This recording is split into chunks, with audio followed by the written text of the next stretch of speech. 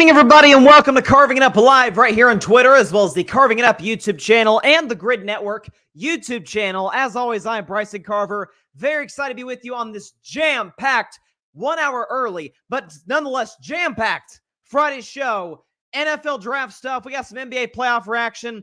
About 15 minutes from now, a very, very important decision that LeBron James is going to need to make after the Lakers season ends. Obviously, they lost last night to the Denver Nuggets. They're now down 3-0. As we know, no team in the history of the NBA has come back from 3-0, and I'm going to go on a limb and say this year's Lakers are not going to be that team. Also, reinforcement on a take that I had last Monday regarding this series and the Lakers' overall outlook towards a potential playoff run. I will get to that in 15 minutes. Why the Chicago Bears, by drafting Caleb Williams and Odunze in the first round, absolutely won the first round, and why they have put themselves in a prime position to be very, very, very dangerous moving forward, and dare I say, be a top 5 offense in the National Football League next season and beyond. I'll get to that in about 30 minutes or so. Also, why the New England Patriots taking Drake Maye. I don't have a strong take on Drake the prospect because he is so raw, but I do have a strong take on the Patriots and something that I'm actually kind of impressed with, something they've sort of transitioned away from doing and towards doing more specifically. That in about 45 minutes, and then at the top of the next hour, very excited. Get into the overall outlook of Joel Embiid's 50-point game, which doing so under the conditions that he did it was kudos. It just goes to show his mental toughness. But as some folks who tune in the show know, I have been quite critical of Embiid over the years, and why stop today? But I do have reasons for that. And one in particular, one narrative surrounding Joel Embiid that doesn't seem to exist, but frankly should. That at the top of the next hour. So tons of draft stuff. We'll also go sort of through an overview of the first round of the draft, kind of skim through all 32 picks. I'm obviously developing or going to have full segments for some of those, including what I'm going to start the show with. But first, the shocker of the draft came at the 8th overall pick with the Atlanta Falcons, who I was under the assumption, when you look at this year's draft, you look down the list, you have 14 players, the first 14 players off the board on offense, which some of that is this was a quarterback-loaded draft, an offensive lineman-loaded draft, and a receiver-loaded draft.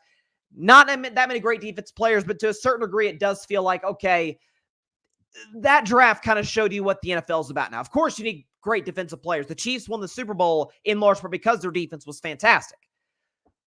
But the Atlanta Falcons are on the board, and I'm like, okay, their offense is set. I mean, they had a lot of young talent: Bijan Robinson, Kyle Pitts, Drake London. Like they're fine at wide receiver, tight end, running back. And they signed Kirk Cousins to a 4-year, $160 million deal. And then bam, out of nowhere, Michael Penix Jr. out of the University of Washington, drafted by the Falcons. Now, for Penix himself, let's start briefly with him, and then let's look at the big picture for the Atlanta Falcons and why they made this selection. I've been on this kid since Washington a year ago. And coming into the season, I'd heard, okay, hey, this kid out of Washington could be like a first-round level talent. I'm like, okay, my ears perk up. I'm going to be watching last year. I'm thinking, okay, I'm going to be watching a lot of Pac-12 football this season because A, it's the last year of the Pac-12. B, going to be watching a lot of Caleb Williams, Deion Sanders, Colorado, obviously in the Pac-12 last year. So let's see what this kid, and I think Kalen DeBoer is an awesome head coach. Now he's at Alabama, unfortunately, for my Vols. But let's see what this kid's got in Michael Penix Jr. And I watched about 2 games last year, middle of the season. There was one game against Oregon when he actually played Bo Nix. He ended up beating Oregon in the Pac-12 title game, the last Pac-12 title game. That one really stuck out to me. And I'm watching. I'm like, okay, yeah, I'm sold. You're talking about a kid who has a monster arm, who's accurate with his big arm, who's great inside the pocket, is a good decision maker, doesn't turn the ball over, good footwork, throws a beautiful ball, throws a very catchable football, especially, again, he is a lefty, so that ball's going to land a little differently in a wide receiver's hands. Those little things do matter in the National Football League when we're looking at sort of the nuts and bolts of who you are mechanically as a quarterback. Penix has those things down. And the concerns for Penix regarding his speed, he put up a pretty good performance at the combine, and at his pro day, looked pretty fast to me. I think he ran like a 4.5 at his pro day. So speed's not an issue for Penix. Like he had the injury history at Indiana, so we understand that came into the equation as it pertains to how he was evaluated and the skepticism around Michael Penix Jr. I get that. And, well, he's getting older. He had to transfer. Well, so did Joe Burrow. And I know now Burrow's had an injury history in the NFL, but that's in large part due to the fact that his offensive lines in Cincinnati have been, by and large, pretty bad. But why did the Falcons take Michael Penix Jr.? Because that has been the pick that's led, again, it's leading this show, but it's led every show today. Why did the Falcons take a quarterback when they just signed an established quarterback in Kirk Cousins to 4 years, $160 million, $100 million guaranteed? I'll tell you exactly why. This is, I would argue, a greater example in the sense that this is not only a first-round pick, this is the 8th overall pick in the draft. This is the top quarter of the first round of the draft. This, to me, feels a lot like the Seahawks 12 years ago. Can't believe it's been that long. They signed Matt Flynn, 3-year deal, a lot of money, but third round, they take this kid point in Russell Wilson. Russell Wilson had been at NC State. Then he transferred to Wisconsin. Third-round pick. There were some scouts that liked him at that point. Hey, this kid could be pretty good. Russell comes into camp. Again, they've already committed all this money to Matt Flynn. And Pete Carroll, Pete Carroll's in a situation. The Seahawks were coming off back-to-back 7-9 seasons. Sounds familiar, Atlanta? Back-to-back, now again, new coach, but still, back-to-back 7-9 seasons. And he watches camp, watches the preseason, and he's like, you know what? Russell's better than Matt Flynn. We're going to roll with Russell Wilson, and that obviously worked out. Obviously, the end wasn't great, but listen, to be honest, Seahawks fans, he got you to 2 Super Bowls. Even his rookie year, he was really good that season as well. Won a playoff game. That, to me, feels like exactly what this is. I'm not necessarily saying that Michael Penix is going to beat Kirk Cousins out this offseason. I'm also not saying he's not going to beat Kirk Cousins out this season because of the simple fact that Kirk Cousins is still rehabbing an Achilles injury. Now, the good news about that is, and we learned this, the first example I can remember is Cam Akers. Cam Akers was a running back for the Rams when they won the Super Bowl a few years ago, but very early on in training camp, late July 2021, he tore his Achilles. And we're like, oh man, they just lost their starting back for the year. This sucks for the Rams. He's back for the playoffs. And a lot of that is this new sort of surgery that I forget the surgeon's name. I wish I could give him credit, but that they've developed to where you can come back quicker and just as good as you previously were with an Achilles injury. We'll see if that's the case with Aaron Rodgers next season with the Jets. Obviously, I'll briefly touch on the Jets. I thought they made a great selection in the first round. Kirk Cousins could be a similar situation. He is younger than Rodgers and not quite the injury history. But here's the thing about Kirk Cousins, and here's the thing that I am perplexed about.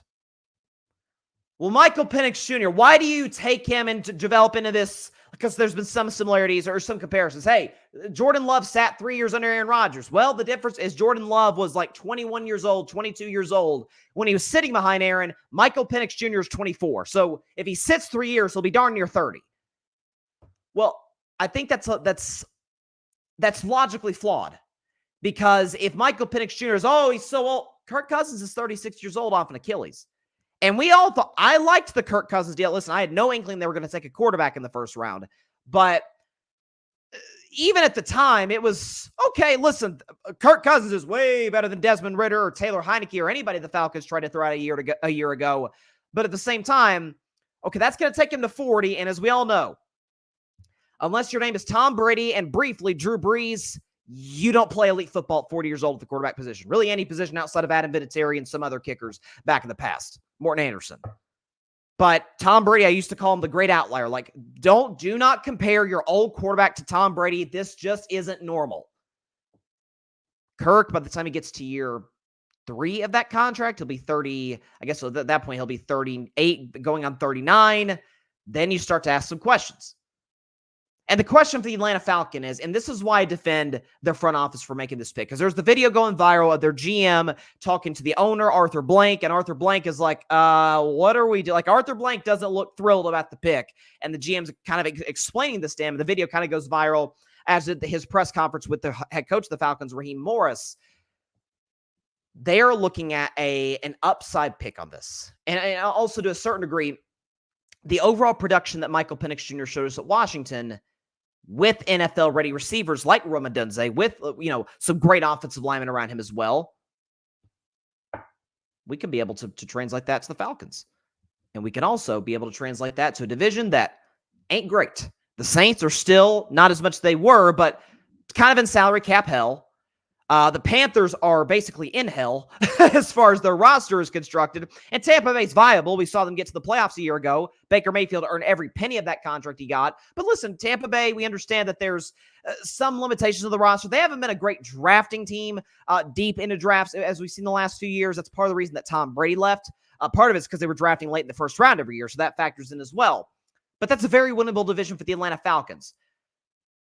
But at that point, if you're Atlanta, and let's say Kirk, the injury, or just the fact that he's an older pocket quarterback at 36 years old, maybe doesn't pan out into what you thought you'd be, you have Michael Penix Jr.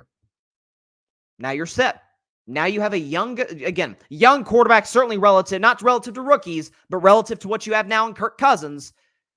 And I'm here, well, Kirk's guaranteed $100 million. So if Michael Penix Jr. becomes the starter, you're not, I think I have a $40 million cap hit if you were to move on from Kirk. And so you won't have the benefit of having a young, we always say young quarterbacks, rookie contract quarterbacks.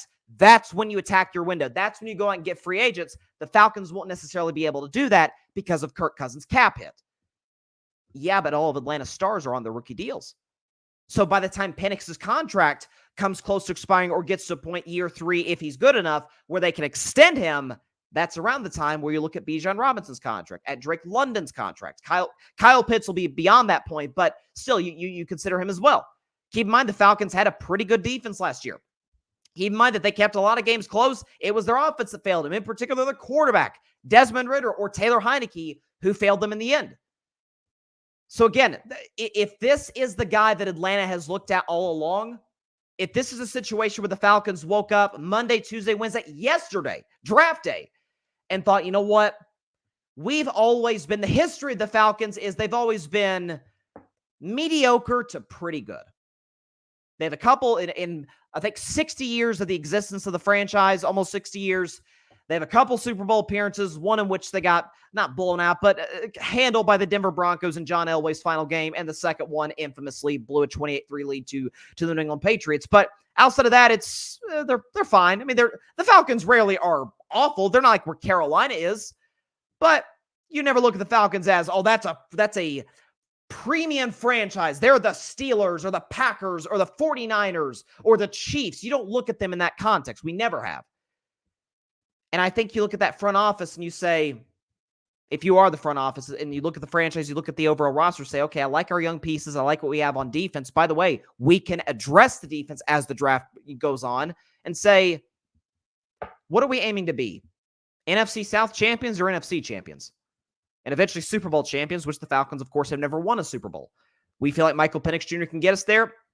We feel like we are willing to, again, listen, things change. And, you know, it's like, well, I've heard the pushback. Well, if you gave Kirk Cousins all that money, why'd you draft Michael Penix? They didn't necessarily know. You have to go through the draft process. You got to interview guys. You got to work out with guys. Like the Denver Broncos, I don't totally agree with their pick of Bo Nix. They had to get a quarterback at some point, so I guess he was the best left. But reportedly, Sean Payton was blown away by Bo Nix. Well, if you really like that guy, then take him. There's nothing wrong with drafting a quarterback, especially when your guy is getting up there in age, as is Kirk Cousins, when you have the young, very talented pieces, which they do. So I defend this pick. A matter of fact, I think the Falcons got absolutely, unequivocally, the second best quarterback in this draft to Caleb Williams. He throws the prettiest ball, arguably, in this draft, even over Caleb. He's great in the pocket. He's a good decision maker, good leadership qualities. Like, we see Oregon had an excellent defense last year, torched them twice. Well, he didn't play well against Michigan. Who did? Who did play well against Michigan? Ohio State probably came, well, and Alabama, but that was more because of Bama's defense and some special teams mistakes by Michigan. That was the best team in college football season long. That's why I think J.J. McCarthy, slightly overdrafted. But I defend this pick for Atlanta. I think they made the right decision, the right selection, and ultimately they were looking towards the future. When you go through the draft evaluation process, sometimes you got to be thinking, you do have to change your plan. I have a saying on the show that I can have an opinion on something, but if I'm presenting new data, new information, it's at that point, it's just stubborn not to move off your opinion. And I think that's what the Falcons did right there. And I think it's a smart move by the front office and a long-term way of thinking, very similar to that, to a lesser degree, of what the Seattle Seahawks did in 2012. Sign Matt Flynn, Drafted Russell Wilson in the 3rd round. Russell ended up being better. And by the way, last thing. If Kirk Cousins is still rehabbing, still not 100%, and Michael Penix Jr. is getting reps with the first team and blows everybody away, and at that point, oh, you wasted $100 million on Kirk Cousins. Pretty good problem to have. If your problem is our first-round quarterback is amazing and our backup is very productive but a little expensive, there are worse situations to be in the NFL than what the Atlanta Falcons would be in, should that be the case. But my guess is Kirk Cousins starts this year, starts from start to finish. Falcons probably make the playoffs, and then they roll with Penix in 2025. That's my guess. But maybe Penix blows them away. Wouldn't shock me. He's blown me away. We'll see if he is able to do the same in training camp with the Atlanta Falcons. But totally agree with this pick, 100%. And it was a fascinating turn of events. Okay, this says, so real quick, and I'll talk about the Patriots later in the show, but New England, and Mike Silver reported this, and we talked about it during our draft show, which, side just for a second, shout out to everybody, every single person who tuned in last night to the Grid Network 2024 NFL Draft Live Reaction Show. It was Mike Guido was our Mel Kiper, so to speak, of the night. He did an absolutely fantastic job. He was with me from start to finish as our draft evaluator and draft expert. But we had EJ Savage of Boys of His Own, Eric Van Litten from the Boston Sports Summit. We had Tim Barnard. I'm sorry, Eric Van Litten from Outside the Cage. My bad. Tim Barnard from Boston Sports Summit. We also had Barry Grant Jr. briefly, All Even Podcast. With John Rivera, Fan Perspective Podcast. I don't think I'm missing anybody. We had so many great guests throughout the night and had a blast covering the draft. We actually had a glitch when the Broncos were on the clock, when they were about to take Bo Nix. We had some sort of glitch that shut down the stream. We were able to get a second stream going, and ironically, that stream ended up getting more views than the first one. So cannot tell y'all how much. I think I speak for everybody at the Grid Network when I say thank you so much for tuning in. We greatly appreciate it, for sticking with us for 4.5 hours of first-round NFL draft coverage. And like I said, just thank you to every single one of y'all out there for tuning in. But I saw this tweet from Mike Silver, who's a great source in the Bay Area, covers the 49ers, and that said that they were interested in acquiring, or the Niners were interested in trading Brandon Ayuk or Deebo Samuel. And that's why I remember when the Niners were on the clock about to take Pearsall from Florida, and I'm thinking, I think this could be a receiver. Because they're good defensively. Obviously, they got the pieces offensively, but at least one of Ayuk, I'll put it this way. One of those guys, Ayuk or Deebo, will not be a 49er on opening day. I feel very confident about that. Although this report from Jordan Schultz, who's a great source, says that while the 49ers have listened to calls on All-Pro wide receiver Deebo Samuel, sources say the Patriots and the Bills are considered highly unlikely to trade for him. And we'd heard reports saying that New England was interested in Deebo Samuel, and we're trying to put together a trade package. Evidently, the Niners weren't blown away by it, so apparently they decided not to go with it. So, listen, I don't hate it. I'll get more reaction on the first round after a couple segments, but I did want to transition to the NBA playoffs. And again, what was the most highly anticipated series between the Los Angeles Lakers and the defending NBA champion Denver Nuggets. And, I was called a hater. I was called a biased Warriors fan after the Warriors lost to the Kings, a salty, jealous Warrior fan for having the audacity to say last Monday, or a couple of Mondays ago, that, given how the bracket fell into place for the Lakers, they're screwed. They're not getting it. They're not going past the first round. Either they'll lose to the Pelicans and then lose their second playing game to either the Kings or Warriors. Both teams beat the Lakers 3 times this season. Or they'll beat the Pelicans and then get waxed by Denver again. Well, they beat the Pelicans, they draw the Denver Nuggets, and here come the Lakers. This isn't going to be like last year. Yeah, it was. It was always going to be like last year. Same team, by and large, for Denver outside of Bruce Brown. That was one thing. I didn't realize Bruce Brown was prime Jamal Crawford. I mean, you think he was a multi-time 6th Man of the Year winner. He was so valuable. I don't think I saw Bruce Brown on the court a single time this season watching NBA basketball, and I watch a ton of games. You'd have thought he was a massive difference maker. Not that he wasn't last year, but certainly this year, the Denver Nuggets haven't seemed to miss him all that much. But Denver won last night. No shocker there. by a final score of 112 to 105 of the Lakers. They're up 3-0. Game 4 tomorrow, and it looks like, barring a last-ditch effort by the Lakers, that this baby is going to be yet another sweep between Denver and LA. So I've been watching this series very closely. I've been watching all the series, honestly, outside of Cavs Magic. By the way, shout out to the Magic. I picked y'all in 7. Props to y'all for waxing Cleveland in Game 3. That was great to see. Hate Cleveland. Hate the Cavs. But there's something I've noticed in this Lakers-Nuggets series. And there's one of two scenarios, one of two realities is causing this to happen. Neither of which are good. Matter of fact, they're awful for the Lakers. Is the fact that, I'm sorry, I've watched all 3 games. I don't think Denver's playing their A game. They're not playing bad. They're not even playing average. They're playing good. I think the Nuggets are, Aaron Gordon was great last night. The game plan was kind of to stop Jokic, which, of course, that's the guy to stop. But Aaron Gordon got a lot of easy dunks from that dunker spot down low on the block. So, props to the Nuggets for exposing that. Michael Malone's a fantastic head coach. I'd say Denver's playing their B plus game, and they're up 3-0 over the Lakers, despite the fact that LeBron James is giving you about 26 a night in this series. Anthony Davis gave you another 30-point double-double last night. Austin Reeves gave you 20. Well, D'Angelo Russell. Folks, you should have won the game. D'Angelo Russell gave you something because D'Angelo Russell's not a playoff player, and I said it last year. And the Lakers stupidly brought him back. I called them out for it then, and certainly that's aged pretty well today. The Nuggets had the better coach, sure, but LeBron's playing well. LeBron's actually been better than he was a year ago. AD's been better than he was a year ago. Jamal Murray hasn't been as good as he was a year ago. Denver is statistically, think about this, folks, the worst 3-point shooting team in the playoffs right now. So one of two scenarios is true. Either the Nuggets just flat out aren't playing that well because they kind of struggled at the end of the regular season. They lost that big game to San Antonio that cost them the 1 seed and probably cost the Lakers a Western Conference Finals potentially. But either Denver's just really not playing that well and they're just significantly better than the Lakers, which that is obviously true. The second bit, they're better than the Lakers.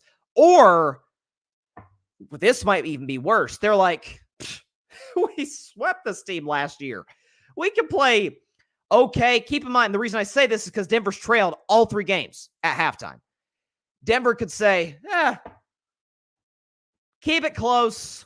Don't screw around in the first half, but they'll come out with their runs. LeBron will do his thing. Anthony Davis, Austin Reeves was good last night. And then halftime, we'll make our adjustments. It's very Warriors-esque in the midst of the Warriors dynasty.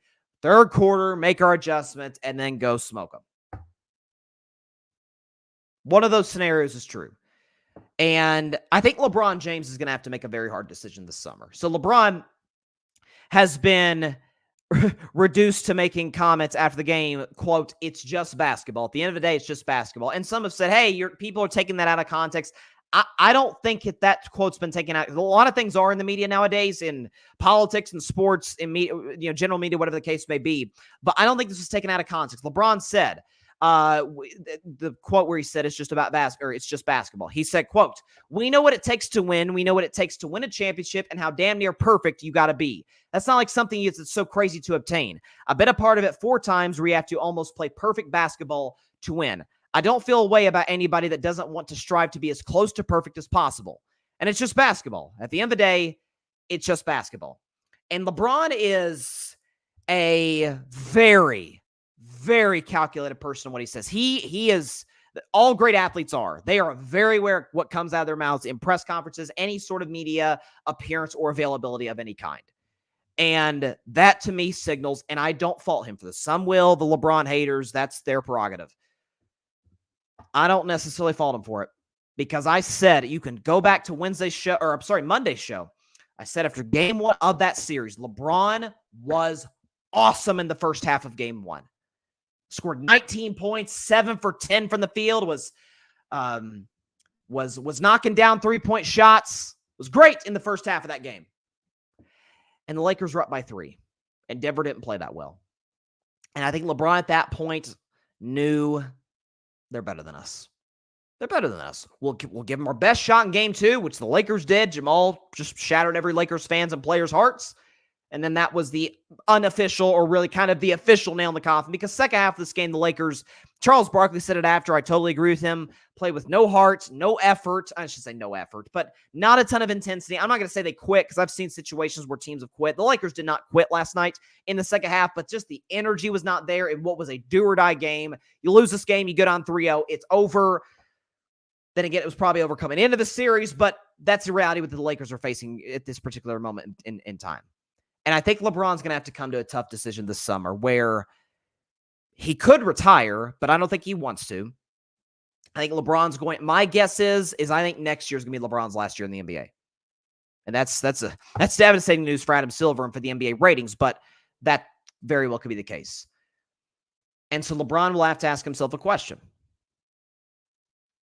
If I don't retire, and because that's an option, obviously he at least thought about it last year. He at least posed the question a year ago for the first time in his career. Hey, this might be it for me. He didn't.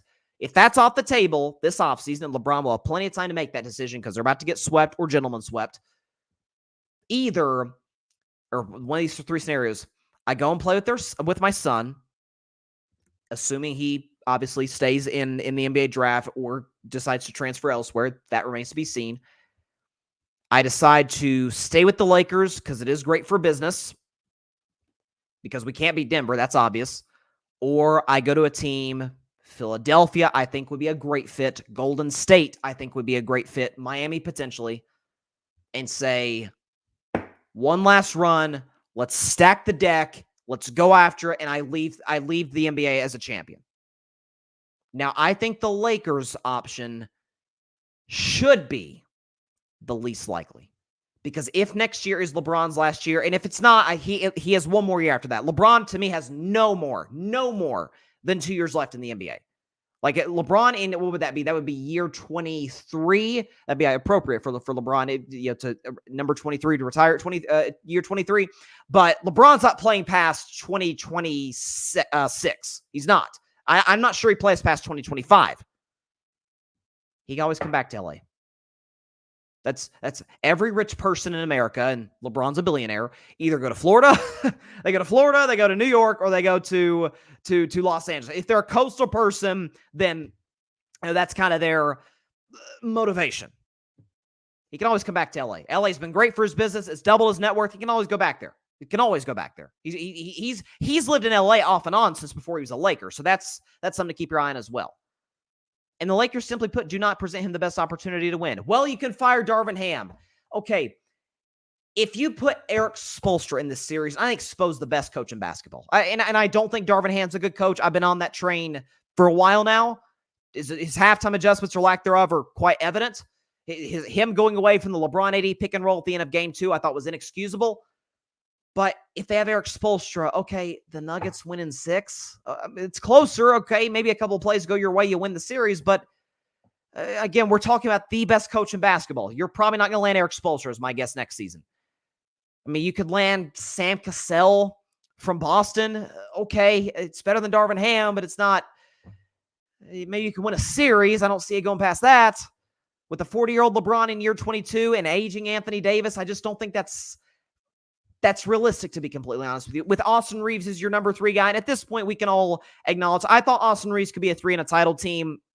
Right, he may later in his career. Right now, I just don't think that's the case.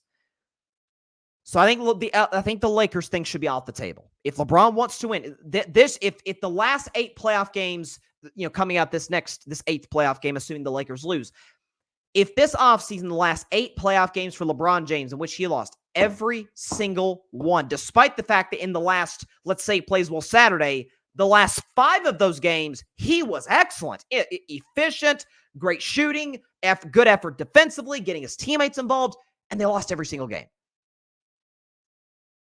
LeBron will have to look and say, okay, Denver's the king of the West. You're telling me, okay, Trae Young's gonna what? Get burnt on defense by Jamal Murray or KCP? Like, Trae Young's not gonna do anything for this Lakers team. So at that point, it comes down to playing with the Sun or playing for a contender, of which those things may not be mutually exclusive. If the Knicks or the Sixers or Golden State, who doesn't have a first-round pick but maybe trades into the first round, takes Bronny to get LeBron for a year and develop Bronny, because NBA scouts will tell you, scouts that I trust, I've seen around the NBA have said, the kid's got NBA talent. He's just very, very raw. He needs a couple years to really develop. I'd rather him be in an NBA training program, with all due respect, than a college basketball training program. I just would.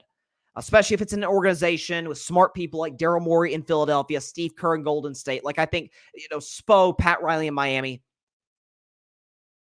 That, to me, is the decision LeBron's going to have to make this offseason. Assuming he doesn't retire, which I wouldn't guarantee it, but I don't think he will.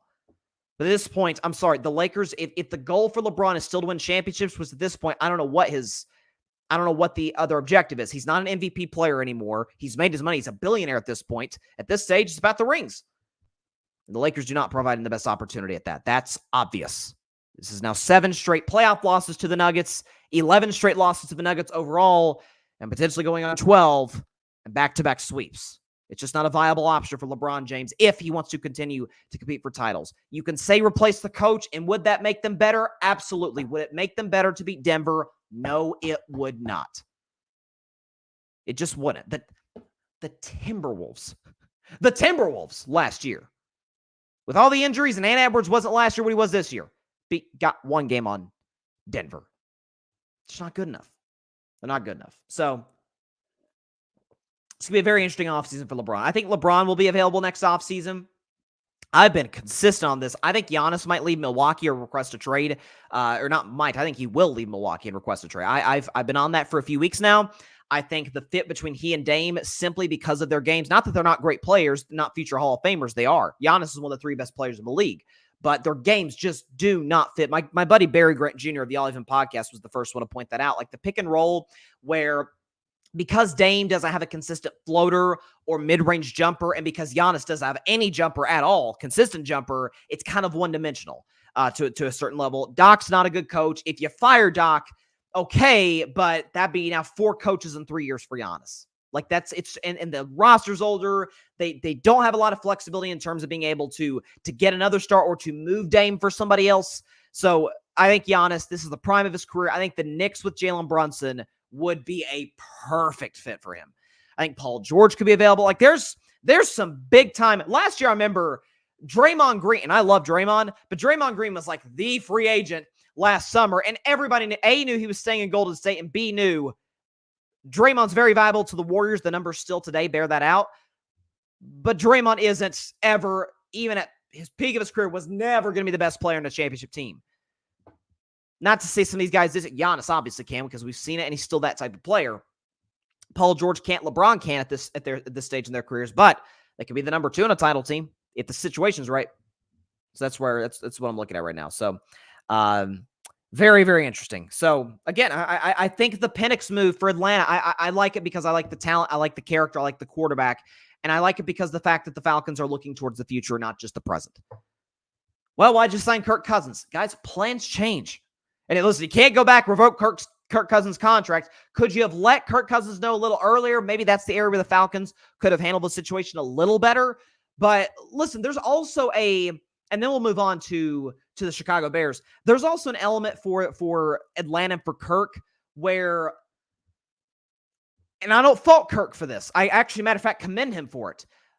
But when you played the game and to a certain degree sort of gamed the system of the NFL where you signed 3 high-level contracts, including Kirk Cousins would never have to play a single game. He could retire from football today, and the Falcons owe him $100 million.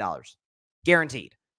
So if you do play the business card in order to be successful financially in the NFL, eventually, Kirk didn't think it happened now, the system is going to come back to beat you. That's called business. So there's a side of me that definitely feels bad for Kirk. Like, man, he thought he was going to sign here, and he's got all these young pieces, and let's go one last sort of push to maybe contend for a Super Bowl. And the other side of me, it's like, it sucks that doesn't look like that's going to be his reality beyond this season, if at all. but he does get $100 million on top of the money he's already earned from Minnesota and the 2 franchise tags from Washington. So it's not, I don't think we necessarily need to be having a pity party for Kirk Cousins. To a degree, I definitely feel bad for him, but it's also, he did play the business for a long time, and now the business sort of gets him back. I don't know if that I'm not saying that sound vindictive, because Kirk Cousins is a good guy. Like, I've always liked Kirk. Watching that quarterback series last summer on Netflix, where it was Kirk Cousins, Marcus Mariota, and Mahomes, made me like all 3 guys even more. Made me like Kirk a lot. Like, Kirk's a genuine dude. His wife, his family. So nobody's pulling against Kirk Cousins in this situation, but that is the harsh business of the National Football League. And I think Michael Penix Jr., from a talent perspective, is significantly better than Kirk from a talent perspective. And you do pair him with the young guys you got there. I think Penix is going to be special. I think the Falcons looked at the division, sees that Carolina can't get their act together. Their clown owner, and that's what he is. He's a clown. Is taking hats off of people in restaurants because he didn't like a sign outside the restaurant. Like, David Tepper, grow the blank up. I mean, it's serious. I saw that today. That was just pathetic. My buddy Grady's a big Panthers fan. He was on Tepper from the jump. Props to Grady there. He was all over that. But Carolina's a train wreck. Tampa Bay's always been bad. Now they obviously, since Brady joined and ever since Baker's hopped on the pirate ship, so to speak, good. But I don't think we see the Buccaneers as a title contender or title threat next season. And obviously the Saints are just mid. There's no other way to describe them because of the salary cap issues from when they went all in for Drew Brees. I don't fault them for that, but they're dealing with the after effects of it. And so Falcons see a window. They see the long-term window. And they go with, in my estimation, the second best quarterback in this draft. So I love the pick for Atlanta. I know I'm in the minority of that, but I've loved Penix from the start. And the fact that he's going to an organization that does already have a lot of good pieces, I really like that a lot. So another organization that's got a lot of good pieces, particularly on the opposite side of the ball, is the Chicago Bears. So everybody knew coming in they were going to take Caleb Williams, number 1 overall. There was the debate about a month ago, hey, will they trade the number 1 pick, stick with Justin Fields, get more picks, yada, yada, yada, which I always push back against that from the jump, because while I like Fields, he's with my Steelers now. If he pans out Pittsburgh, great. But for Chicago, the argument about, hey, you get more picks, you get to stack the roster around him, which I said, yeah, but those picks aren't guaranteed to hit. Like, you have to hit on all of those picks and hope that Justin Fields pans out, as opposed to, hey, we've got one of the best quarterback talents ever out of college.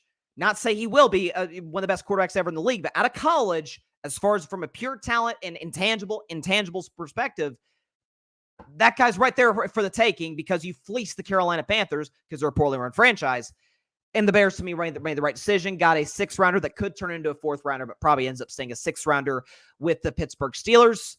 They take Caleb Williams, number 1, and then down the line at number 9, they could go a line, but they already took my man out of Tennessee last year, Darnell Wright. Shout out to Darnell Wright. Shout out to Tennessee. Go Vols. They bolster the offensive line the last couple of years in the draft. This year, they could still do that, although most of the great offensive tackles this year in the draft are going to be in the 1st round, as is generally the case.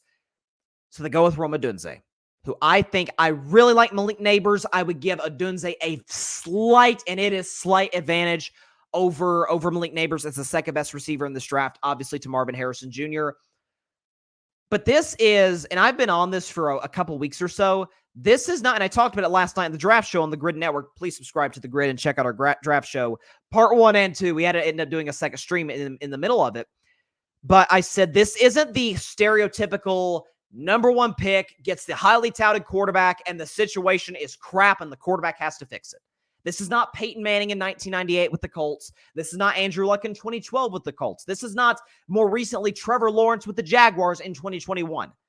This is a team that went, I think 7-8, 8-9, fought toward the end of the season, were pretty good. Justin Fields was better. The coach seemed to find his groove, certainly with the defensive side of the ball, which he specializes in. DJ Moore and the running game and the O-line came together. Now you have those components, and you knew you were getting Caleb Williams. You add Rome Odunze to DJ Moore. You also, in free agency, got Keenan Allen, still very productive, had an excellent season last year with Justin Herbert and the Chargers. You add DeAndre Swift, who is excellent in Detroit, excellent with the Philadelphia Eagles. No reason, to believe that he won't be excellent with the Chicago Bears. So you load up the offense, you get Caleb the pieces. Caleb's got a ready-made situation to a certain level. This isn't Indianapolis with Peyton or Luck or the Jags with Trevor Lawrence. This is a very good offense. I would go so far as to say that I think this could be a top 5 offense in the NFL. Because if you look at that division, you look at the NFC North, not a lot of great defenses. Now, Detroit's trying to upgrade theirs. They took a corner last night, Terry Arnold, which I thought was an excellent pick. But Detroit still has a ways to go defensively. Aiden Hutchinson's excellent. They have Anzalone, but they need to kind of fill in some pieces. Probably use an interior lineman to stop the run. Detroit kind of struggled with that in that game against the 49ers. But Detroit doesn't have a good defense, consistently good. The Packers are up and down. Played a little better at the end of the season, but really, really struggled in second halves of games defensively. They'll need to address that this year in the draft. And so if you look at the Chicago Bears, now Minnesota's defense, I think, is actually pretty good.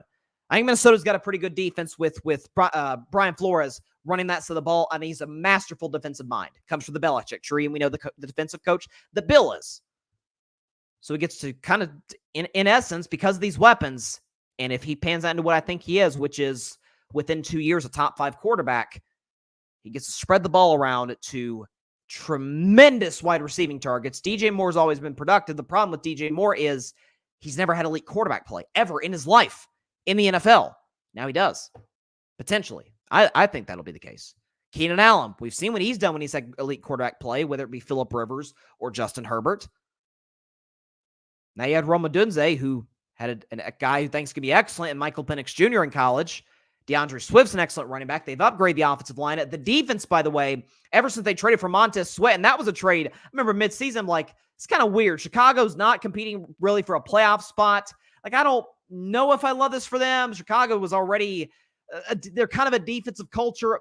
Since they made the move for Sweat, they were excellent down the stretch of games. Held teams close under 20. Their offense in some of those games. I remember one game against the Packers, one game against the Browns when their offense just couldn't get it going over the course of that football game, or those football games with Caleb Williams. And with these weapons now, they can. So I think the Bears absolutely won the first round of this draft.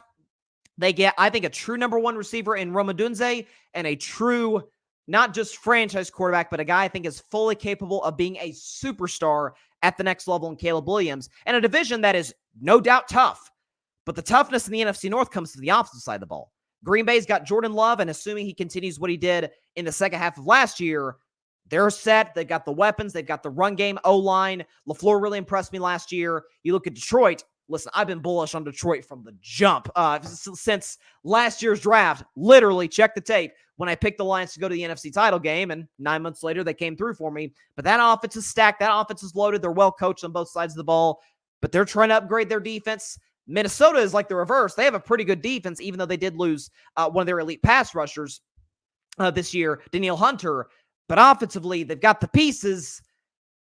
But I just don't know J.J. McCarthy's the answer. I know Sam Darnold's not the answer. So I think the Chicago Bears are going to be a top 5 offense if they're healthy in 2024. I really do. And I think the Chicago Bears are going to be a playoff team in 2024.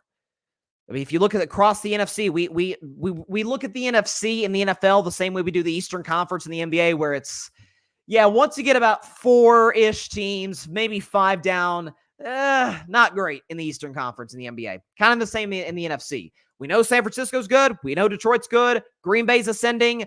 Dallas at least has an elite quarterback and receiver. That's about all they have. Philadelphia has a good roster. Don't trust their coach. After that, now you have questions. So that's what I got. I think Chicago's going to be a playoff team. I think Chicago's going to be a top 5 offense in the NFL. I really do. I'm not saying they're like a Super Bowl contender. As we know, no rookie quarterback's ever started a Super Bowl or led his team to the Super Bowl, but this Bears team is going to be on the rise quickly. Very quickly. I like their offensive play caller too, as well. Obviously, I think he was with, I'm forgetting the guy's name. He was with Russell Wilson briefly at the end of his time in Seattle. I thought did a pretty good job. So there you go. All right. Here's, to me, a team that's very interesting. And before I talk about the Patriots, let's go ahead and look at the the first round of the draft. Second round of the draft, by the way, starts in about an hour. I think it starts at 7 Eastern on the NFL Network and on ESPN. So first round, Caleb Williams, obviously number 1. Jaden Daniels, again, I all but swore on this show. Everybody that I trust that I've been hearing from over the last few weeks said Daniels is going to Washington with the second pick. There were some Vegas betting odds that was starting to trend in Drake Maye's favor. I never truly bought into those. Jaden Daniels always felt like he was going to Washington. That's what ended up happening. Drake Maye to the Patriots. I'll talk about that in just a second. And at that point, Marvin Harrison Jr., it felt about as after the first 3 draft picks played out and panned out the way that they did, Marvin Harrison Jr. to the Cardinals felt as obvious as Caleb Williams to the Bears. He very well could be, as a pure prospect, better than Caleb Williams. And I think Caleb is good at actually great at basically everything: arm talent, mobility, the whole thing, good decision making. But Marvin Harrison Jr. he has the whole package. He's got the speed, right level of elite speed, elite route runner, is a crisp route runner, gets in and out of his breaks so well, so clean, and just flat out does not drop passes. Does not drop the football at all. So get him to pair with Kyler Murray. Kudos to the Cardinals. It was the obvious pick, but kudos to the Cardinals for doing that. Joe Alt to the Los Angeles Chargers. That to me felt like where a lot of mock drafts, and I actually kind of expected the Chargers to trade back because I figured Jim Harbaugh might want to get more draft picks, but they take Joe Alt, to me the best tackle in this draft, 6 feet, 9 inches tall, just a monster. Listen, I said last night in the draft show that drafting a Notre Dame offensive tackle gives you about as good of results in the NFL as an Iowa tight end. Like, it's about as safe of a bet as there is in the NFL. If there's a first-round talent at tackle from Notre Dame, take him. If you need an offensive line, take him. And Joe Alt, I think, is going to be great. They've already got Rashawn Slater with the Chargers. Many people said, hey, the Chargers should have taken Malik Neighbors.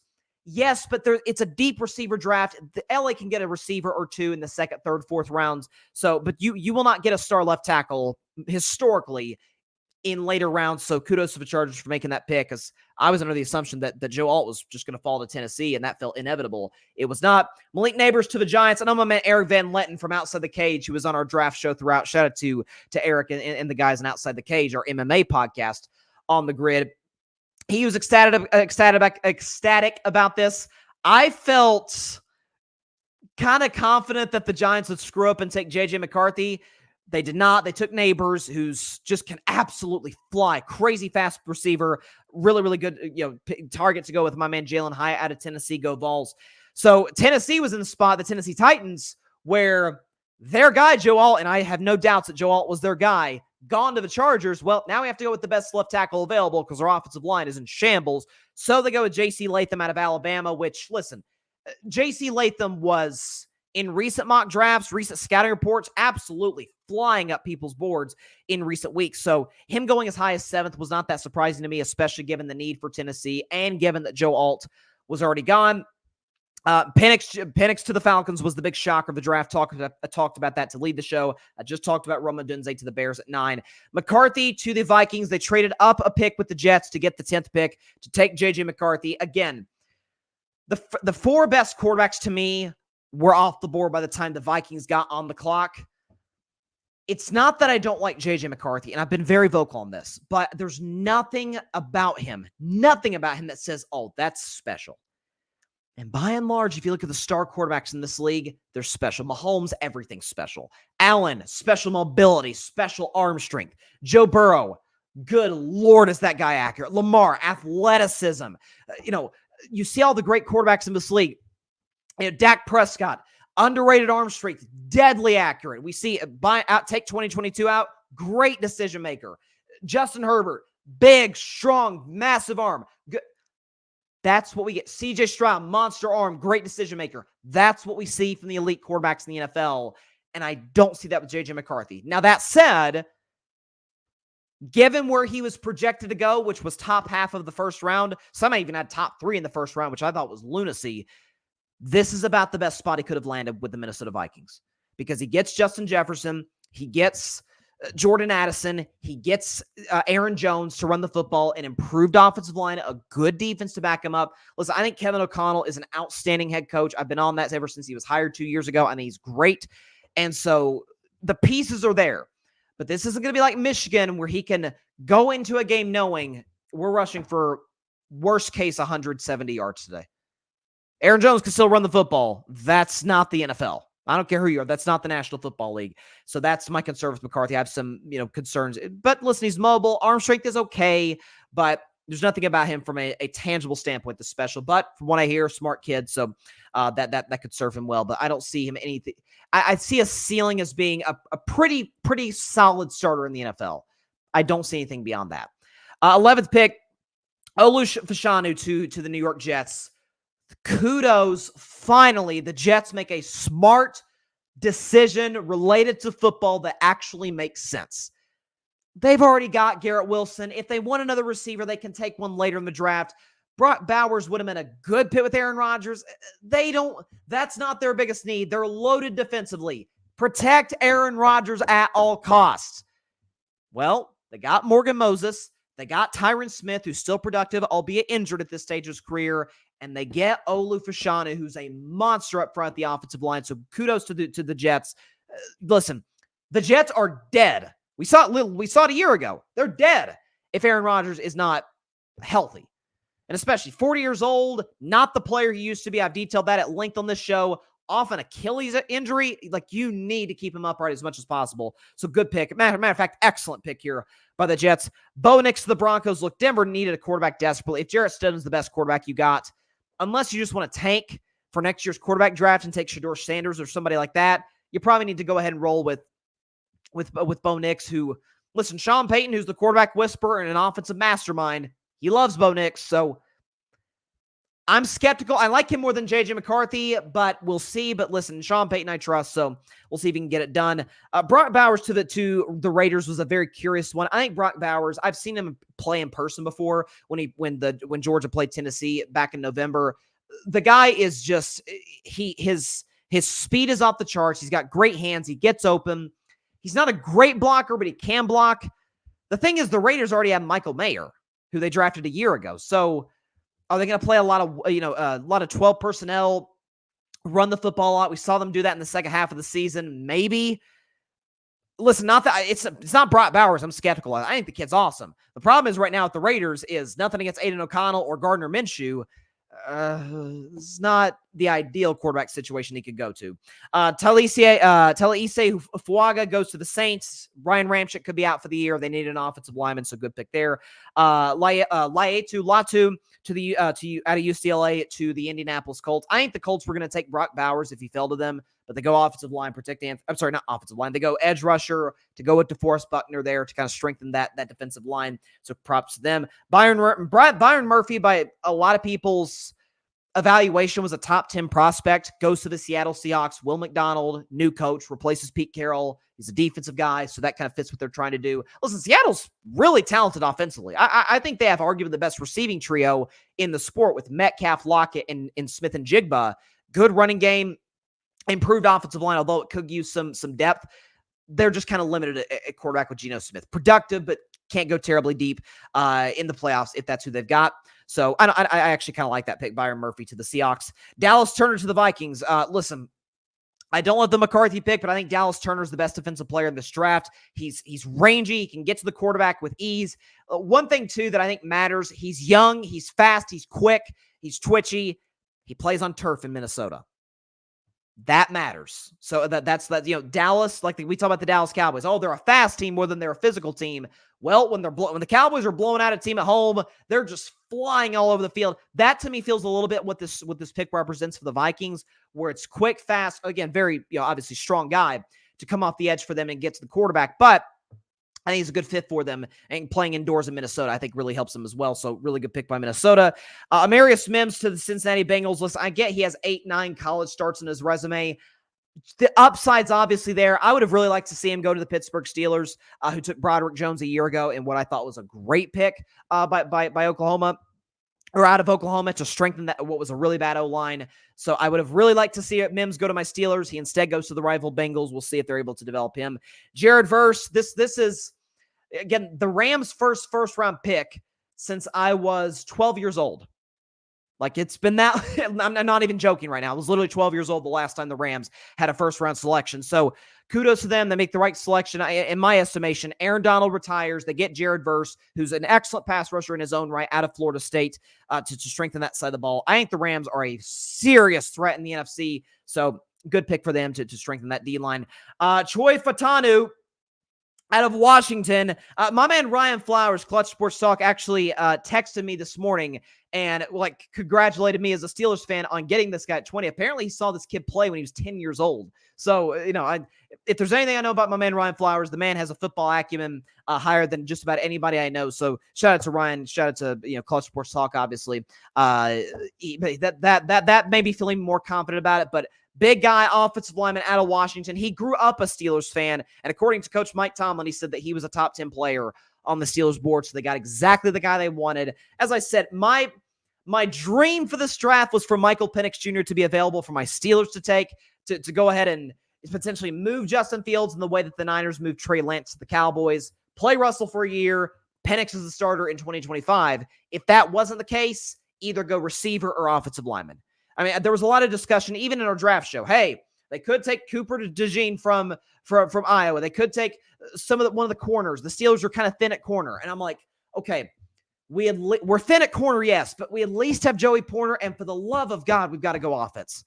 We've got this. It's an offensive league. The league's transitioning to offense. The top 14 players were offensive players.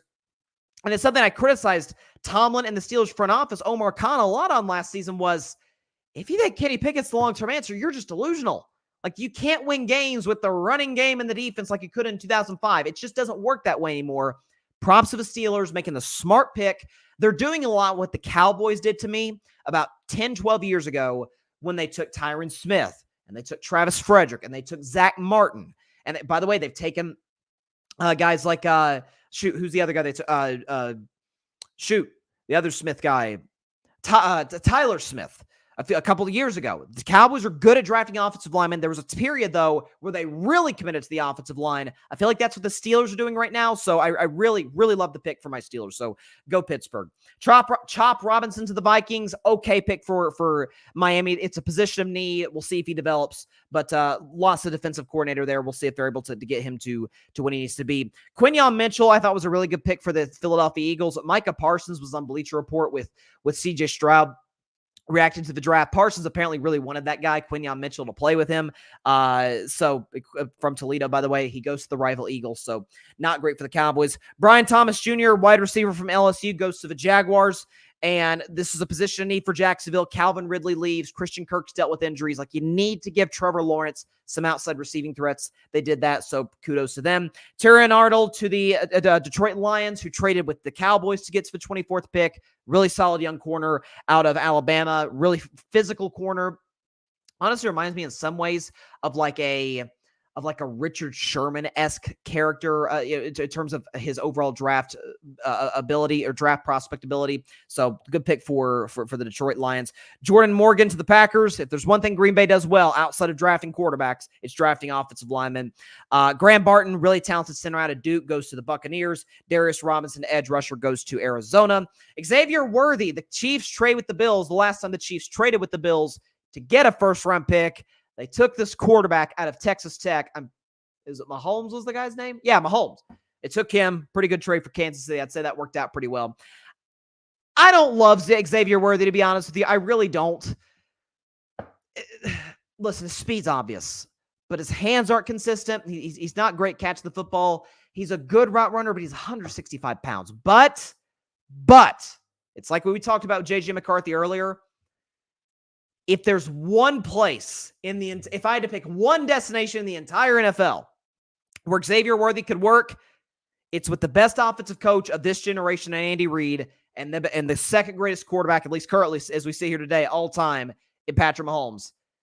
Those guys can make just about anybody work, so I'm going to say that he potentially pans out relatively well. I'm not saying he's going to be a superstar, but pans out pretty well for Kansas City. Dallas takes Tyler Guyton. My guy, EJ Savage, Boys in the Zone, big Cowboys fan, a great draft evaluator. Skeptical on this pick for a number of reasons. Check out EJ's show on the Grid Network, Boys in the Zone. Listen, Dallas either needed an offensive lineman or a receiver, so I don't hate the pick for them. They do need to get somebody to pair with CeeDee Lamb, though, because the Cowboys receiving core, yikes. Nate Wiggins to the Baltimore Ravens out of Clemson, solid pick for them. Ricky Pearsall out of Florida to San Francisco. I said before that draft pick, I didn't think it'd be him, but that they could go A.D. Mitchell, they could go with a guy like that to potentially strengthen a receiving core that could get weakened either with the loss of Deebo Samuel or Ayuk to trade. So I thought that was a good pick by the Niners. Would have been my pick. Pearsall would have been my pick, but I get why they did it. And then the Carolina Panthers trading with the Buffalo Bills, who traded to be the first pick tonight in the second round. Xavier Leggetti out of South Carolina to the Carolina Panthers. So an offense-loaded draft, or an offense-loaded first round of the draft in the trades weren't as prevalent as we thought initially they might be, but nonetheless, they came at big points. There's no question about that. So there you go. So for the Patriots, they don't trade anything. The Patriots use the third overall pick. They take Drake Maye out of North Carolina. Here's my thoughts on it. So Drake Maye was the one guy in this draft that I really didn't have any strong opinions on. I think Caleb's easily the best overall prospect. I think Penix second best overall arm strength. He's mobile enough. He ran a 4.5. Like Penix's mobility is going to be fine. Accuracy, good decision making. I thought Jaden Daniels, he would have been my number 3 quarterback off the draft. The athleticism speaks for itself. We see the success of guys like Lamar Jackson. I think he's capable of potentially being the Heisman winner. I would have put probably, Drake Maye 4th, followed by Bo Nix and JJ McCarthy. I'm not high on McCarthy at all. And Bo Nix, my thing is, at least he got Sean Payton. There's some things there. He's, pretty accurate, so that could work. Drake Maye's the one guy I didn't have not high expectations of, but a big opinion on. And it's because guy's so raw. And the comparison I've given out, Mike Guido last night gave out, that other draft evaluators have given out, Justin Herbert. I mean, his mechanics, his throwing motion. Look, if you do a side-by-side of him and Justin Herbert, who, by the way, 4 years ago, I loved out of Oregon. I thought Herbert was going to be the best quarterback in that draft. He hasn't been. That was Joe Burrow, but still he's been excellent. It's identical. The throwing motion, the mechanics, but he's much more raw, in my estimation, than Herbert was coming out of Oregon. I don't know if he'll work in New England, but I want to kind of commend them on something, and I could end up being dead wrong on this, but I don't think I am. I commend the Patriots for doing something out of their comfort zone, certainly from what we're used to seeing in the last 3 decades prior to the dynasty. If you think New England Patriots quarterbacks, and obviously Tom Brady's going to lead that list, but think about other quarterbacks in the last 3 decades. Drew Bledsoe, Tom Brady. Think about Tom Brady's backups. Guys like Brian Hoyer or Jimmy Garoppolo, Jacoby Brissett, who came back to the team. Tom Brady's backups. Post-Tom Brady, Cam Newton was very different than what they're used to from a stylistically. Mac Jones, Bailey Zappi. What do all of those guys have in common? Different heights, different shapes, different sizes, but generally speaking, completely relegated to the pocket. Now, Brady could move in and out of the pocket and manipulate it, but again, he's the greatest quarterback ever. That's, to me, one of the more underrated traits of Tom. But pocket passers who didn't give you a ton of arm strength. Brady's was always better than he got credit for, but Brady's arm strength was not like Mahomes. Or if you want to go back to Brady's day, Brett Favre. It just wasn't. They get a guy now who's completely different than what they're used to. JJ McCarthy would have kind of, if you look at the last 3 decades, would have kind of fit the New England Patriots quarterback mold. Now, McCarthy is pretty mobile, but relegated to the pocket. Good arm, but nothing to marvel at. And just not an overall special, and certainly not as raw of a product, as a prospect as Drake Maye. I give the New England Patriots credit for saying, we're going to go with the low floor, high ceiling guy. We're not going to go. We have the 3rd pick in the draft. You know what that tells us? We're not very good. We missed badly on Mac Jones 3 years ago. We need to correct those errors and correct the errors of a lot of our draft picks, a lot of Belichick's draft picks in his time in New England. Well, you can fix the roster, but of course, if you don't get the quarterback right, there's a very hard cap on how far you can go. If the Patriots are able to develop him, get the right coaching staff, the right offensive coaching staff to develop this kid, and also get the pieces surrounding him. We'll see what the New England Patriots do tonight early in the second round. I think they have the 34th pick in the draft, if I'm not mistaken. Deebo Samuel could be available, although a report came out saying that may not happen. Ayuk is still out there.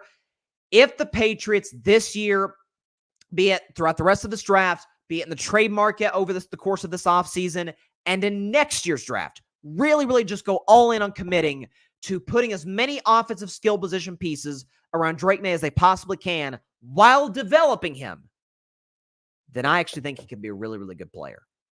Josh Allen was really, and I love Josh Allen out of Wyoming, contrary to what Bills fans may think. I love Bills fans, and I love Josh Allen. I hate the notion that I don't like him, because I actually genuinely do. Josh Allen was the definition of raw coming out of Wyoming. I mean, he had some games where he blew your socks off, and some games like, this guy doesn't belong in the NFL. This guy's going to be a first-round pick? Are you kidding me?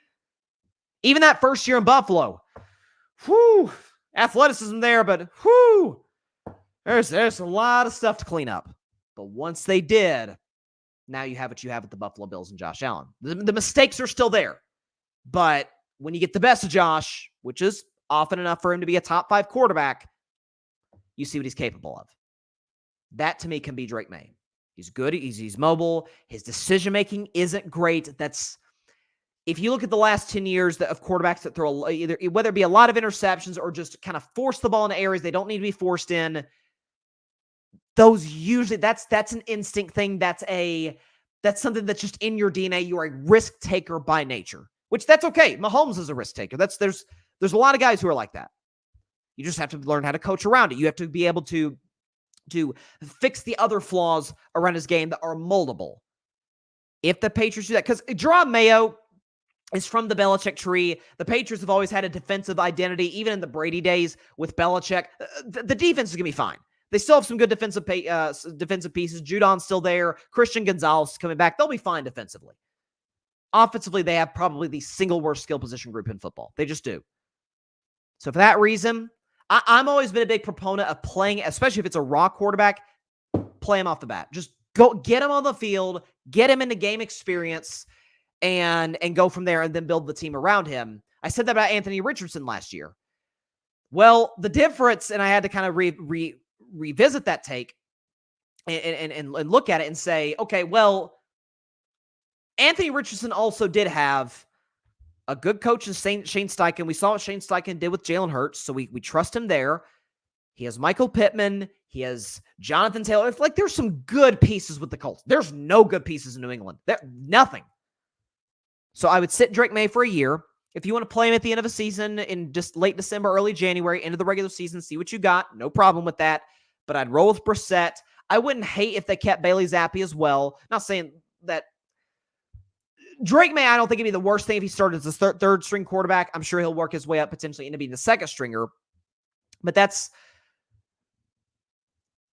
I really like New England's way of thinking here, where this may not work. There's a chance it won't. There's a chance with every draft pick, but especially with our players raw as Drake Maye. But they didn't play it safe. Listen, it's much better. This sounds obvious. It's much better to strike out swinging for the fences than strike out looking. It's just when you strike out, you look, you're like, gosh darn it. This is in baseball. That picking JJ McCarthy to me is striking out looking for the Patriots. They take Drake Maye. They say, you know what? The upside's there. We're going to commit, in theory, to developing him, putting the pieces around him. If it doesn't work, okay, we'll try another high upside guy. So I like the Patriots' decision-making here. And again, this isn't a shot at Belichick. I just don't know if this is the pick that he would have made. I don't. So I like what the Patriots did here. Final topic. And again, second round and third round of the NFL draft. Well, second round comes first. They're not simultaneous, of course. But second and third rounds of the draft starts in about an hour. The Buffalo Bills will be on the clock in short order. They will be, let's see the draft order. So Buffalo is going to start with the second round because Carolina traded back into the first round to take a receiver. Xavier Leggetti. So it will be, okay, it'll be Buffalo with the first pick of the second round, followed by New England, Arizona, Washington, and the Chargers. And by the way, Carolina does have a high second rounder, but knowing the Panthers, Noah David Tepper, they will screw it up. And by the way, whichever restaurant owner in Charlotte or the Charlotte area that put the sign about, hey, let the GM and coach make the draft picks, man, leave that thing up until David Tepper sells the franchise. We saw the video, not to dwell on this too much, but we saw the video last year. I forget what game it was that the Panthers, I think might have been playing the Jaguars, where David Tepper dumps beer on a fan or on a couple of fans or a couple of people in the box because he didn't like what they said about him or something. Just what a thin-skinned brat is what that is. And then he walks into, this is how small this guy is, walks into a restaurant in Charlotte that has a sign outside of it, talking about the Panthers, of course, saying, let the GM and the coach make the draft picks, or let the GM and coach draft. David Tepper, the owner of the Panthers, walks in, talks to the guy up front, looks at another guy, removes the guy's hat that he's wearing. I wish somebody would remove my hat. Ooh, that is the level of disrespect is the guy is an absolute clown in every sense of the word. And so Panthers fans, man, y'all keep doing what you're doing to make sure this guy sells the team at some point, because he's the worst. I thought he was gonna be a good owner initially after the Richardson scandal. No, this guy's a clown. Anywho's it. To the NBA playoffs. By the way, we do have a playoff game going on right now. The Pacers are housing the Bucks after the first quarter. They're up 39-20. Who's the leading scorer for them? Obi Toppin, 5 for 5 from the field, 1 for 1 from 3-point range with 11 points off the bench. Listen, I picked Indiana in 6 over at Milwaukee, whether Giannis was healthy or not, because the Bucks were in free fall in the second half of the season, really since they hired Doc Rivers. The locker room was a mess, even with Adrian Griffin, so this isn't surprising me at all. I think the Pacers right now are a better team, and certainly a bad matchup right now for the Milwaukee Bucks, so no surprise there with what Indiana's doing. To a playoff game last night, sticking in the Eastern Conference with the Philadelphia 76ers, who beat, and I expected them to beat the New York Knicks 125-114 in Philadelphia. So the way I predicted this series was I thought the Knicks would take the first 2 at home, Philly would take the next 2 at home, and then the Knicks would win Game 5 at home and Game 6 in Philadelphia. That's how I thought. The Sixers had a series 2 years ago. They played the Heat, and the series played out basically the exact same way. Heat won the first 2, Philly won the second 2, and Miami won the last 2. That's how I think the series is going to play out. So I think Philly's going to win Game 4, and the Knicks will win out beyond that. So I have been, I think, more critical of Joel Embiid throughout the first couple of games of this year's playoffs more than anybody, in the sense that, okay, you're 7 feet 2 inches tall, and you can't grab a single. This is not an exaggeration. This is a literal fact. To the first 2 games, a single fourth quarter rebound. That's unacceptable. That's unacceptable. Can't score in the fourth quarter. 2 for 11 in totality. Well, last night, all Joel Embiid did was drop 50 points last night. It was actually very good in the fourth quarter. By the way, a report came out by Woj, and I did not think in my life of doing this podcast, this sports podcasting thing, and hopefully beyond that in the future, that I would be saying this as it relates to an NBA player in the midst of a playoff series. Woj reported that Joel Embiid is playing right now with a minor case of Bell's palsy, which there were some internet sleuths who were, and I don't say that sarcastically, there were some people on the internet who put videos of Joel Embiid where he'd be on the free throw line and like the right, I think it was the right side of his face was like kind of droopy a little bit, or his eye would kind of weirdly open and close, but his other eye wouldn't. Like something was up. I think somebody suggested, hey, is Embiid concussed?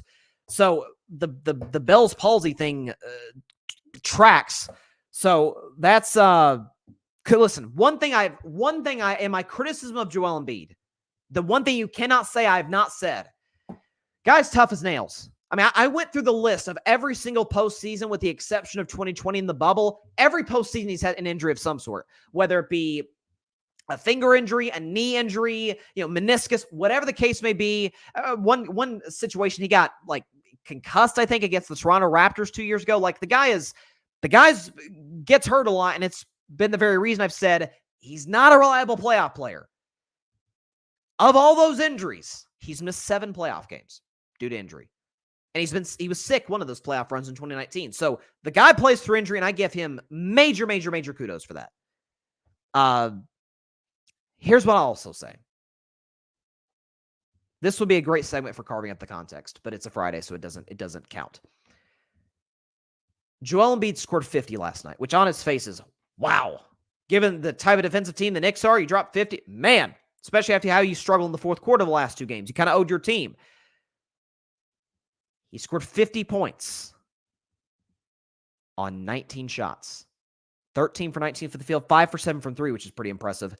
50 points, 13 for 19 for the field. What does that tell you? He got to the free throw line a lot. A lot. Joel Embiid in this basketball game, if I can pull this up, 19 for 21 for the line. Now, kudos to him for making his free throws. He's always been like a low 80s, mid 80s type free throw shooter, so kudos to him in that regard. I hate to sound like a troll on the internet. Embiid's game has become a bit... I've slowly but surely compared Joel Embiid to James Harden. I've said he's like the big man version of Harden, where his game is really reliant on the whistle. He's more efficient than Harden, but he is 7 feet tall. He should be more efficient than Harden. Doesn't come up big in the playoffs. There's always an excuse. Like all these comparisons to Harden. Harden's had good teammates in the past. So has Embiid. None more so than this year. And the second thing to me that isn't getting talked about enough. So the 2 stories with Joel Embiid after last night. He dropped 50 points with Bell's palsy. And my gosh, the dirty play on Mitchell Robinson. I was not able to get the footage for some reason. There were some issues getting the footage onto the stream. So we don't have the footage of Joel Embiid's flagrant foul on Mitchell Robinson. But basically what happens is Embiid, there's a physical play down low. He gets pushed, falls on the ground. Mitchell Robinson is standing like over Embiid with his back to Embiid. Embiid's on his back on the floor. Mitchell Robinson's got the basketball, is about to go up for a dunk, presumably. Embiid grabs Mitchell Robinson by his calves and pulls him down. Like as dirty as it gets, and Embiid was given a flagrant 1 foul. I did a story or a segment on this a year ago in the early on in the playoffs, almost at this exact same time of the playoffs, like around game 3, game 4, that point last year, where I was talking about Joel Embiid. He got thrown out of a game last year. I forget what the play was. We got tossed Harden was tossed for a play on Nick Claxton. Embiid had a play, Harden had the play on somebody else. Embiid had a play with Nick Claxton that I think should have been called for a flagrant 2. It wasn't. But I said last year, and this is why the old saying perception becomes reality. And there's to a certain degree, reality almost becomes perception as well, or leads to it. Draymond Green is looked at as a dirty player around the NBA. And as a Warriors fan and as a Draymond Green fan, that is not an unfair assessment. The Yusuf Nurkic play last year, again, this is 8 years ago, but the Steven Adams play twice in the Western Conference Finals, he has a reputation of it. And he's earned it. Embiid's dirtier than Draymond. Just is. He's objectively, by the numbers, a dirtier player than Draymond Green. You're like, Bryson, how do you, by the numbers, how do you track dirtiness in stats? Well, generally speaking, flagrant fouls are, I'd say 75, 80% of those, maybe more, are kind of dirty plays. Some of them are accidental. Some of them is just heat of the moment. Some of them are, I think you meant to maybe not hurt the guy, but really kind of screw the play up or mess it up somehow. Joel Embiid, I've got a stat right here. Joel Embiid in the regular, let me start. Draymond Green in the regular season has accumulated 21 flagrant fouls. Joel Embiid in the regular season has accumulated 23. So 2 more. flagrant fouls than Draymond Green. Here's what's damning.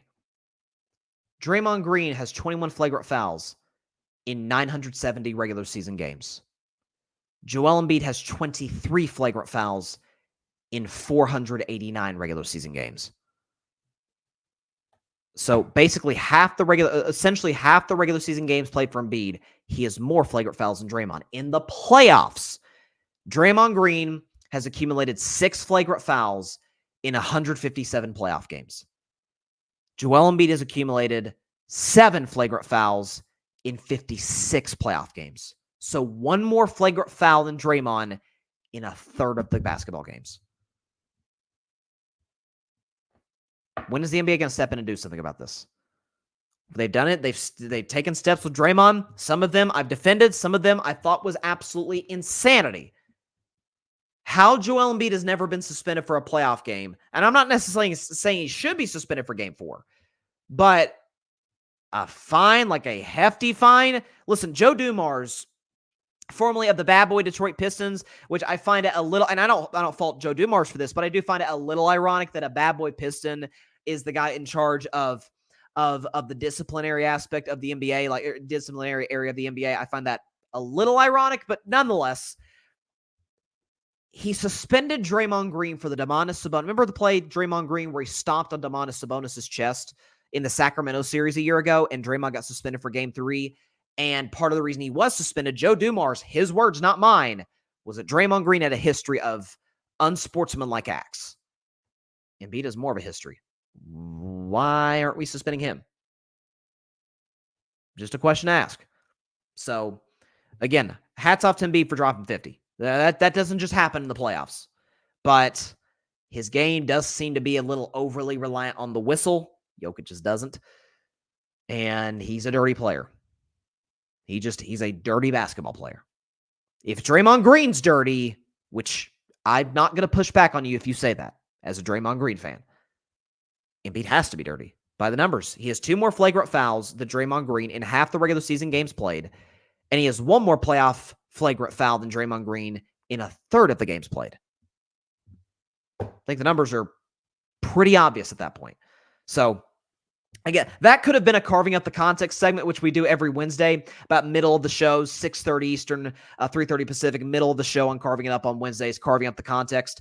But that's where I'm at with Joel Embiid. So, there you go. All right, earlier show today, but that is all the time we have for today's show. Appreciate everybody stopping by. As always, be sure to catch Carving It Up live back at our regularly scheduled time on Monday at 6 p.m. Eastern, 3 p.m. Pacific time, right here on Twitter, as well as the Carving It Up YouTube channel and the Grid Network YouTube channel. Of course, be sure to like, share, comment, and please take 2 seconds out of your day. Hit that big red subscribe button down there. It helps the channel grow exponentially. We are trying to get to 1,000 subscribers. We just surpassed 950 very recently. We're trying to get to 1,000 subscribers, hit that 1K. So if you have not subscribed, hey, just takes a couple seconds. Big red subscribe button down there. Hit that, and you're part of the Carving It Up family. If you have not subscribed, if you have subscribed, rather, tell everybody you know about it. First of all, we greatly appreciate that. I don't want to shortchange that whatsoever. Greatly appreciate all the support from everybody who tunes into the show. There's a lot of options, a lot of stuff out there. Y'all take the time out of your day to choose this one. Can't tell you how much I appreciate it. Please tell your friends about it, your family about it, everybody but your sleeping cat about it, because he or she will not like it. I can, as a cat parent myself, I can promise you they're not going to love that. Okay, they're not. It's just they're very moody. All right, second round of the draft starts in about 40 minutes. We got NBA playoffs all weekend long. Man, Monday's show is just going to be loaded with content. Cannot wait. All right, I will see y'all then. Ton of draft stuff to react to by then. Ton of NBA playoff stuff. Who knows? We may even talk about baseball. No, I'm just kidding. We're not talking about baseball. Go Red Sox, though. All right, see you then. Please stay safe out there. Please be sure to take care of your physical as well as your mental health. And please, please, please be sure to contact your local state representatives and senators to demand change for gun violence in America, no matter where you lean, right, left, center. This is an issue that impacts every single one of us as Americans, and no matter what anybody from either side of the aisle tries to gaslight us into thinking, there's no one solution. This is a massive problem that is multi-layered, has many different solutions. We got to come to the table, get something done. That's what we can do to contact those in power, those in charge, to make our thoughts known and be able to fix this huge problem in this country. Let's be able to do that. All right.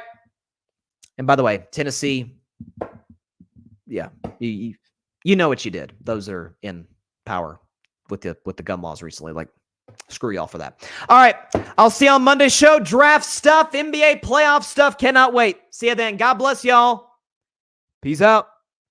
Getting bigger and stronger. That Steelers offensive line, baby. Let's go. Thanks so much for watching the show on YouTube, and be sure to go click that big red subscribe button and check out the other clips and full shows from Carving It Up Live, as well as our other incredible content creators here on the Grid Network.